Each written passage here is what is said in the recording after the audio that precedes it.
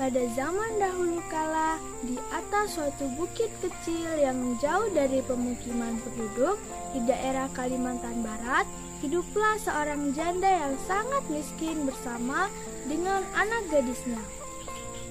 Anak gadisnya sangat cantik, bentuk tubuhnya sangat indah, rambutnya terurai mengikat hingga ke mata kaki. Poni rambutnya tersisir rapi dan keningnya sehalus batu cendana. Tetapi sayangnya dia mempunyai sifat yang buruk. Gadis itu sangat pemalas, tidak pernah membantu ibunya melakukan pekerjaan rumah.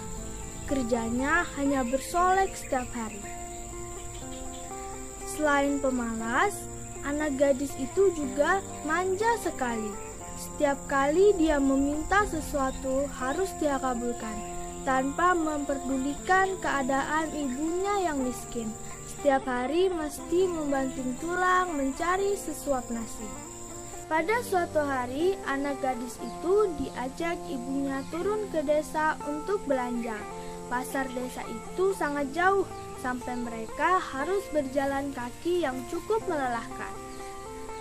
Anak gadis itu berjalan melenggang dengan memakai pakaian yang bagus dan bersolek, supaya orang di jalan yang melihatnya nanti akan mengagumi kecantikannya.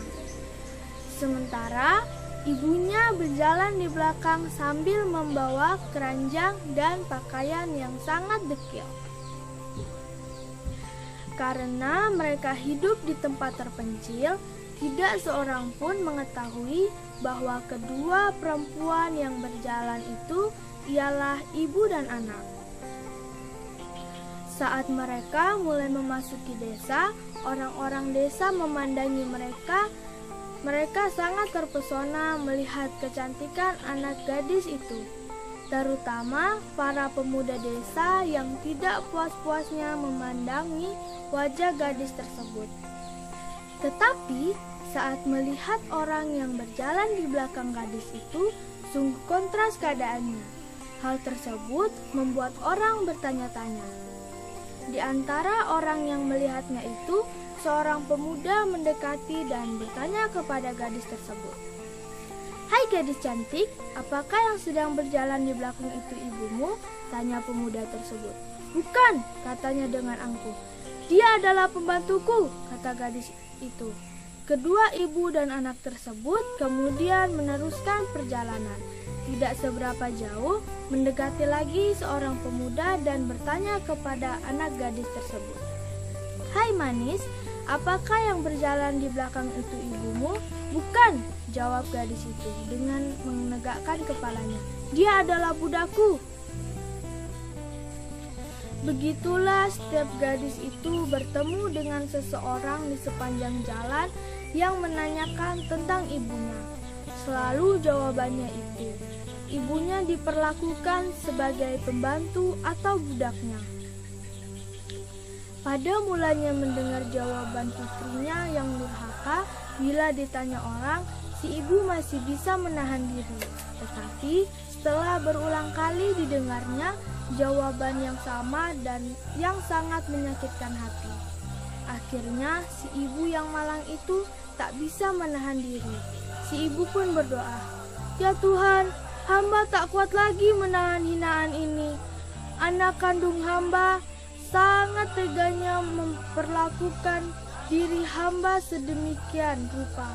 Ya Tuhan, hukumlah anak durhaka ini, hukumlah dia." Atas kekuasaan Tuhan Yang Maha Esa, perlahan tubuh gadis durhaka tersebut berubah menjadi batu. Perubahan tersebut dimulai dari kaki. Saat perubahan itu sudah mencapai setengah badan, anak gadis tersebut menangis memohon ampun kepada ibunya. "Oh ibu, ampunilah saya, ampunilah kedurhakaan aku selama ini. Ibu, ampunilah aku anakmu ini." Anak gadis tersebut terus meratap serta menangis memohon ampun kepada ibunya. Namun, semuanya telah terlambat. Seluruh tubuh gadis tersebut akhirnya berubah menjadi batu. sekalipun menjadi batu, namun orang bisa melihat bahwa kedua matanya masih menitikkan air mata, seperti sedang menangis. Oleh karena itu, batu yang berasal dari gadis yang mendapat kutukan dari ibunya itu disebut dengan batu menangis.